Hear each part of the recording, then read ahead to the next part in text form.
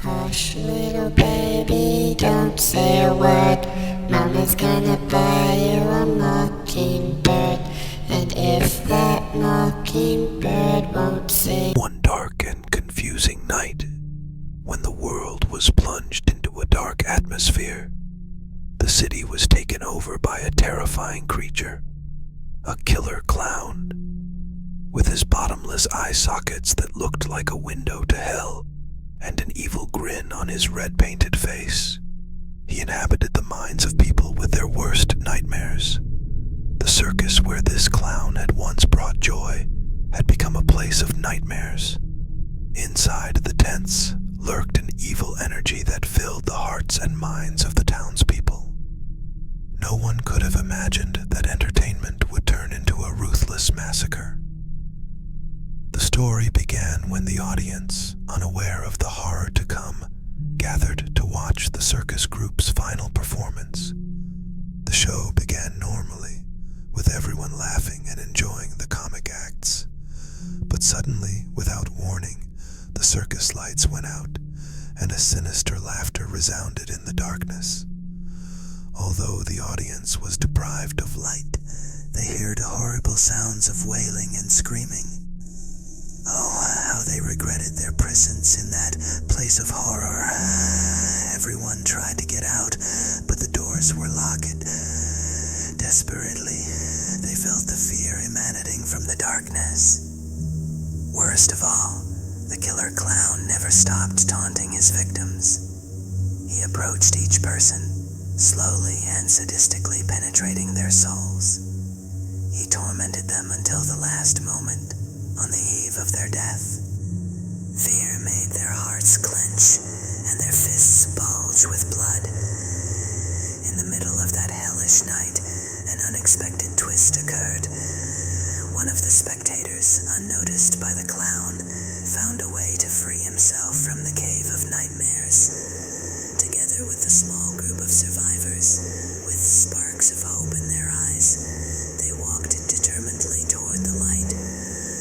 Once free, the group hoped the nightmare was over, but instead of happiness and comfort, they found that a killer was following them.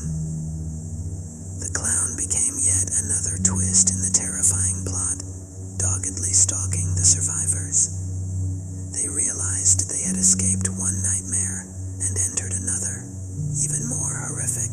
In a desperate attempt to survive, the exhausted and wounded heroes have locked themselves in an abandoned amusement park. Unexpectedly, it turns out that all the rides are traps set by the clown for his victims. The spilling of blood and screams closed the gruesome scene where life became more and more corrupt. And so, in the deep abyss of despair and fear, a little girl from the group of survivors remembered a forgotten children's song. With its magical tones, the amusement park felt blessed, revealing a way out of hell like a bright star in the darkness. But when the group finally ran out, afraid to turn back, they saw a killer clown with a piercing stare. They all died at the hands of this insane monster. The story of the killer clown became a legend that continued to haunt the city and frighten every soul that dared to doubt its existence.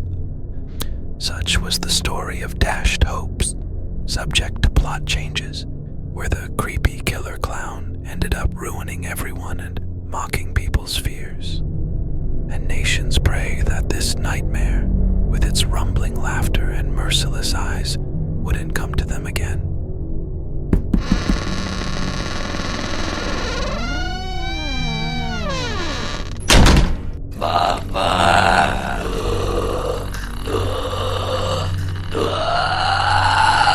It all began when James, a young man from a small town, decided to get a job at a gas station called Horrible Nights. The place had long been known for its eerie atmosphere, and even the bravest townspeople tried to avoid it after dark. At first glance, the job seemed ordinary. James was busy fueling cars and servicing customers, but soon he began to notice strange things happening after the column closed. Under unclear circumstances, workers who had previously worked in this position disappeared without a trace. James could not resist the mystery and decided to find out what was going on. He decided to follow his colleague Mike, who always stayed overnight, to close the station. On this particular terrible night, the two were left alone in an eerie silence. As they investigate, James and Mike discover the hidden trap of a diabolical ritual that takes place every night in the basement of the gas station. It turned out that the generous customers of this establishment were never filling up their cars with gas, but actually infusing people's life force with the dark powers of the place. James and Mike tried to leave the station and report what was happening, but the doors suddenly locked. They were trapped by a sinister creature that had emerged from the ritual. It appeared that both heroes were in mortal danger. But with cunning and desperation, James grabbed a bottle of the fiery liquid used to fuel cars and burned the monster's mask before his eyes. He freed Mika, and together they began their escapes from the column. But the creature wasn't about to let its victims go so easily. It pursued the heroes through dark and confusing passages with no obvious exits.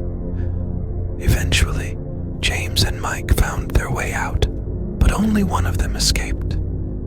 James's family was saddened to learn of the young man's disappearance, though they were unaware of his heroism.